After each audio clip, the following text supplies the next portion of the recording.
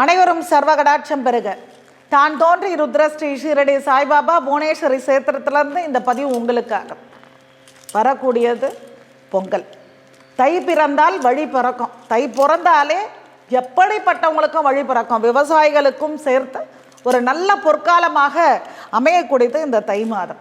இந்த தை மாதம் என்னக்கூடிய அந்த பொங்கல் நன்னாள்ன்றது நம்முடைய இல்லத்தில் பல வளங்களையும் நலன்களையும் பெற்றுத்தரக்கூடியது. சூரிய பகவானுக்கு உரியது. அந்த சூரிய பகவானுடன் அவருடைய மனைவியாகப்பட்ட சாயாதேவியை வழிபாடு செய்யணும். இது எல்லாருக்கும் சூரிய பகவானை மட்டும்தான் தெரியும். ஆனால் சாயாதேவின்னக்கூடிய அவருடைய மனைவியே தெரியாது. சாயா என்றால் நிழல். நம்முடைய நிழல் எப்படி நம்ம கூடயே தொடருமோ அதே மாதிரி சாயாதேவியை வழிபாடு செய்ய ஒருத்தவங்க பண்ணிட்டாங்க அப்படின்னா அவங்க கூட அந்த அம்பாள் நிழலை போல தொடர்ந்து வருவாள். அது அப்படி உரிய அந்த தாயாரினுடைய அனுகிரகத்தை பெறக்கூடிய நன்னாள்.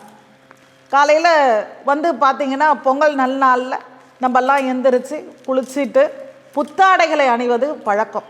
ஆனால் இந்த புத்தாடைகளை பொங்கல் அன்று மட்டும் நீங்கள் என்ன பண்ணணும் அப்படின்னா, நார்மலாக எந்திரிச்சு குளிச்சு கிழிச்சு முடித்ததுக்கப்புறம் புது வஸ்திரத்தை பூஜை அறையில் குடும்ப உறுப்பினர்கள் அனைவருடைய வஸ்திரத்தை பூஜை அறையில் வைத்து அங்கே ஆத்மார்த்தமாக, அதாவது நம்ம மூதாதையர்களையும் குலதெய்வத்தையும் இஷ்ட தெய்வத்தையும் எல்லா தெய்வத்தையும் வேண்டி அதில் கொஞ்சோண்டு மஞ்சளை தடவி அதனுடைய நுனியில், புது வஸ்திரத்தினுடைய நுனியில் மஞ்சளை தடவி என்றென்றும், அதாவது வஸ்திரத்துக்கு குறை இருக்கக்கூடாது. ஏன்னா வஸ்திர தத்ரம்னு ஒன்று இருக்குது.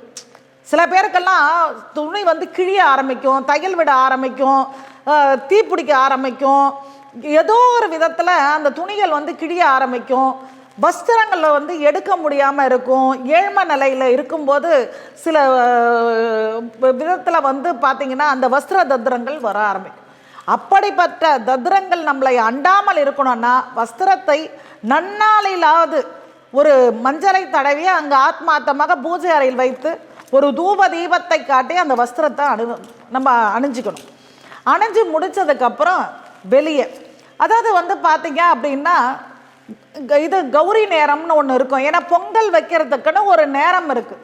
அதை கௌரி நேரமாக எடுத்து அந்த நேரத்தில் சூரிய பகவானுடைய அந்த கோலம் இருக்குது. அது உங்களுக்கு தெரியல அப்படின்னா ஒன்றும் பிரச்சனை கிடையாது. சூரிய பகவானையே நீங்கள் வரைஞ்சிக்கலாம். அந்த சூரியன் எப்படி இருக்குமோ அந்த சூரியனை வரைந்து ஒரு தாம்பாளத்தட்டை எடுத்து அதன் மீது மந்தாரலையை வைத்து சம்பா கோதுமை என்னக்கூடிய கோதுமையை பார்த்தீங்கன்னா ஒரு 2 கிலோ வாங்கிக்கோங்க. படி இருந்தால் சந்தோஷம், படி இல்லைலாம் நீங்கள் என்ன பண்ணால் ஒரு டெக்ஸா எடுத்து அந்த டெக்ஸா முழுக்க அப்படியே கோபுரமாக குவிச்சு அதை எடுத்து அந்த இலையில கொட்டிடணும். அதற்கு மேலே தாம்பூலம், வெற்றிலை பாக்கு, சுண்ணாம்பு வைத்து தாம்பூலத்தை வைத்து வாழைப்பழத்தை வைத்து பழங்களை வைத்து சூரிய பகவானுக்கு படைக்கக்கூடிய காய்கறிகளை அதில் வைத்து நீங்கள் என்ன பண்ணணும் அப்படின்னா அந்த சூரியனை வரவைக்கிறீங்க பார்த்தீங்களா, அதுக்கு மேலே வச்சிடணும். இப்போ நம்மளுக்கு இட வசதி இருக்குன்னா சாணி மொழிகி அதில் அழகாக கோலங்கள் போட்டு அந்த இடத்துல பண்ணலாம். இட வசதி இல்லை அப்படின்றவங்க ஃப்ளாட்டில் இருக்கிறவங்க கூட மாடியில் போய் பண்ண முடியும் தாராளமாக. அப்படி மாடியில் ஒரு மஞ்சளை தெளித்து இதை மாதிரி பண்ணலாம். இப்போ நம்ம பார்த்திங்கன்னா சில வீட்டுங்களில் ஒவ்வொருத்தருக்கும் ஒவ்வொரு முறைகள் இருக்குது. ஆனால் பொங்கலினுடைய முறைங்கிறது எதுன்னா சர்க்கரை பொங்கலும் வெண்பொங்கலும், இது ரெண்டுமே விசேஷம். அப்போது 2 பானைகள் வைக்கணும். 2 பானைகள் வைக்கிறோம் அப்படின்னும் போது இப்போது என்ன பண்ணணும்னா கல்லை எடுத்து அடுக்கிட்டு அதில் சந்தன குங்குமங்கள் வைத்து அதற்கு மேல் பானைக்கு அலங்காரங்கள் செய்து மஞ்சளையும் இஞ்சியையும் அந்த பானையில் கட்டி கரும்பால் பந்தல் போடணும். 3 கரும்புகளை முக்கோண வடிவில் 2 பக்கமாக வைத்து பானையை வைக்கணும். ஆனால் இந்த பானைக்கு 2 பானைகளை வைக்கிறோன்னும் போது அந்த இடத்துல ஹோமத்திற்கு பயன்படுத்தக்கூடிய அத்தி, பலா, ஆலை, அரசு, புரசு, இது நாட்டு மருந்து கடையில் கேட்டால் சமத்து குச்சின்னு கேட்டாலே தருவாங்க. சவுக்கு வாங்காதீங்க, சமத்து குச்சின்னு கேளுங்க. அப்புறம் 138 மூலிகை பை நாட்டு மருந்து கடையில் கிடைக்கும், அதை வாங்கிக்கோங்க. இதை என்ன பண்ணணும் அப்படின்னா நீங்கள் முதல்ல இதெல்லாம் எல்லாத்தையும் ரெடி பண்ணி வச்சுட்டு நேராக பூஜை அறைக்கு குற்று விளக்கு இருந்தால் குத்த விளக்கை பொறுத்துங்க. அப்படி இல்லை அப்படின்னா காமாட்சி அம்மன் விளக்கை பொருத்தி முதல் நீங்கள் வணங்க வேண்டியது விநாயகர் பெருமான், அதுக்கப்புறமா மூதாதையர், அதுக்கப்புறம் எல்லா தெய்வம், அதுக்கப்புறம் குலதெய்வம் எல்லாத்தையும் வேண்டி நல்லா ஆத்மார்த்தமாக வேண்டி இந்த நாள் நல்ல பொன்னாளாக இருக்கணும், இந்த வருடம் முழுக்க எங்கள் குடும்பத்திற்கு மென்மேலும் வளர்ச்சிகளும் நல்ல ஒரு மாற்றங்களும் ஏற்றங்களும் இருக்கணும்னு ஆத்மார்த்தமாக வேண்டி அங்கே இருந்து தூப தீபங்களை காட்டி அந்த கற்பூரத்தை இல்லத்திலிருந்து கொண்டு வரணும். வழிபாடு பண்ணால் அந்த கற்பூரத்தை கொண்டு வந்து இங்கே சமத்துகளை அடக்கி வச்சிருந்து அந்த அடுக்கி வச்ச சமத்துகளில் 2 கற்பூரத்தை வந்து அந்த கொண்டு வந்த கற்பூரத்தை போட்டு பொருத்திடணும்.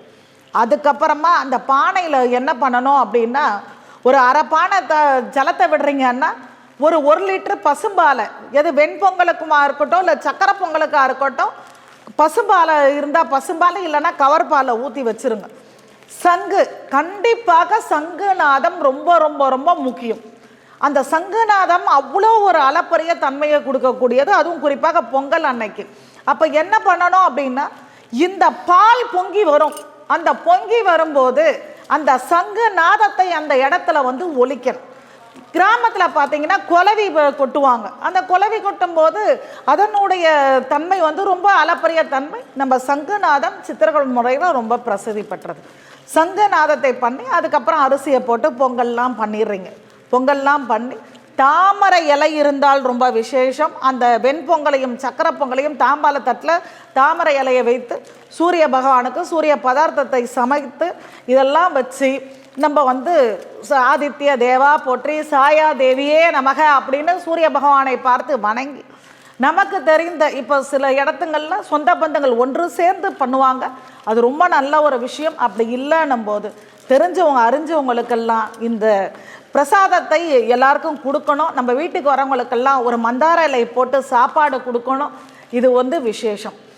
இந்த பொங்கல் நல்நாளில் நமக்கு வசதி இருக்கிறவங்க எல்லோருமே என்ன பண்ணுங்க, எத்தனையோ குழந்தைங்க அநாத ஆசிரமத்திலையும் எத்தனையோ ஏழை குழந்தைங்க, அதாவது வஸ்திரத்துக்கு வழி இல்லாமல் இருக்கக்கூடியவங்க இருக்கிறதுனால வசதி படைத்தோர் இந்த பொங்கல் நல்நாளில் அந்த குழந்தைங்களுக்கு ஒரு வஸ்திரதானமும் முதியோருக்கு வந்து வஸ்திரதானமும் பண்ணுறோம் அப்படின்னும் போது இந்த நேரத்தில் பலாபலன் ரொம்ப அதிகங்க. காரணம், நார்மலாக நீங்கள் செய்யக்கூடிய தானத்துக்கும் இந்த பொங்கல் போது பண்ணக்கூடிய தானத்திற்கும் வித்தியாசம் இருக்குது. இந்த ஏழை எளியவங்களுக்கு கண்டிப்பாக தானங்கள் பண்ணுங்க, அதுவும் வஸ்திர தானங்கள் பண்ணுங்க. வீட்டுக்கு ஒரு 10 பேரை அழைச்சி இந்த வெண்பொங்கல் சக்கரை பொங்கல் இந்த சூரிய பதார்த்தத்தை ஒரு உணவாக கொடுங்க. இதனுடைய புண்ணியா பலன்கள் அதிகமாக வளர ஆரம்பிச்சிடும். அந்த சாயாதேவியினுடைய அனுகிரகம் பரிபூர்ணமாக கிடைக்கும். இந்த நன்னாள் பொன்னாள், இந்த நன்னாளை பயன்படுத்துங்க. இது வாழ்க்கையில் வந்து தை பிறந்தால் வழி பிறக்கும். நான் சொல்கிற முறையில் நீங்கள் செஞ்சு பாருங்கள், கண்டிப்பாக உங்களுக்கு சகல பலங்களும் சகல நலங்களும் பெறும். ஜெய் ஸ்ரீராம்.